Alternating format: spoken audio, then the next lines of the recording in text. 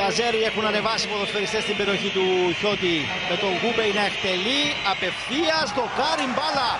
Πολύ μεγάλη φάση, καθόλου ασφάλεια δεν παρέχει το 1-1 σε ένα παιχνίδι που μόλις έχει ξεκινήσει. Δείτε εδώ το εκπληκτικό φάουλ από τον Γκούμπεϊ. Προσπαθούν τώρα οι παίκτες της Νεύτσι. Καλή κυκλοφορία της μπάλας, βγαίνει ο Χιώτης, επικίνδυνη κατάσταση, το πλασέ και δυστυχώς έχουμε το 1-0 για το Νεύτσι. Να λοιπόν το 1-0 για τους Αζέρους, που είναι ένα αποτέλεσμα που σαφώς ανατρέπει τα δεδομένα και δημιουργεί τεράστια προβλήματα.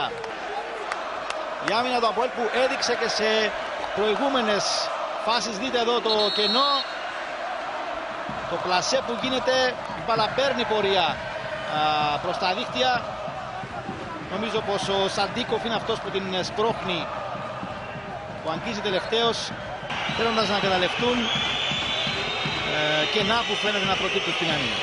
Γκούμπεϊ δοκιμάζει το σούτ, η μπάλα στα δίχτυα. Ευνηδιάζει, ο απόλυτος ευνηδιασμός θα λέγαμε. Στο 30ο λεπτό ο Γκούμπεϊ νομίζω πως κάπου έχει χτυπήσει η μπάλα, αλλά δεν αλλάζει κάτι. Αυτό είναι ένα εκπληκτικό γκολ από τον Γκούμπεϊ. Δείτε από πού δοκιμάζει ο Γκούμπεϊ, την πορεία που παίρνει μπάλα και καρφώνεται στα δίχτυα του Χιώτη. Νομίζω πως δεν χτυπάει τελικά, πήρε μια τροχιά η μπάλα παράξενη. Εδώ θα δούμε και καλύτερα. Ο Αλεξάνδρου παρακολουθεί. Δείτε πως πάει η μπάλα και σαν τηλεκατευθυνόμενο πλησιάζει την περιοχή. Πάσα για τον Μαντούκα, παλιά στην περιοχή. Να η ευκαιρία, αλλά ο Νεύτης δεν θα γίνει τον γκολ, θα γίνει τώρα τον Μπενασούρ.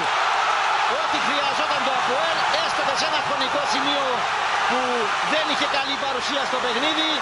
Ο Σελίμ Μπενασούρ βάζει την μπάλα στα δίκτυα και ξαναβάζει το παιχνίδι, στο παιχνίδι της πρόκρισης το ΑΠΟΕΛ. Ξανά η φάση από την παλιά, εδώ ο Αλονεύτης θα μπορούσε εδώ πρώτος να τελειώσει. Ευτυχώς που πρόλαβε ο Μπενασούρ και παρά την προσπάθεια δύο παιχτών εκεί της Νεύτσι, η μπάλα θα πάει στα δίκτυα. Πίντο, περιμένει ο Σέρτσο. Νέο λάθος από τον Πίντο. Και για να δούμε τώρα πώς θα απομακρυνθεί ο κίνδυνος στην περιοχή Νεύτσι. Δύσκολα τα πράγματα, θα γίνει το 3-1 και πλέον το ΑΠΟΕΛ είναι πρώτου φάσματος πάρα πολύ κοντά με τον αποκλεισμό, δυνηρό αποκλεισμό. Με τον Φλαβίνιο εδώ να αρχίζει και να τελειώνει μόνο στην προσπάθεια. 3-1 εκεί που το ΑΠΟΕΛ είχε δημιουργήσει τις πιθανότητες, είχε αναπτερώσει τις ελπίδες του. Πάσα για τον Αντόρνο, ανεβαίνει ο Αλεξάνδρου. Σε αυτόν πάει μπάλα με τη μία. Μπούντιμιρ ευκαιρία, δοκάρι και έξω. Δεν θα βγει τελικά η μπάλα έξω. Αλεξάνδρου επιμένει, κόρνερ τώρα για το ΑΠΟΕΛ.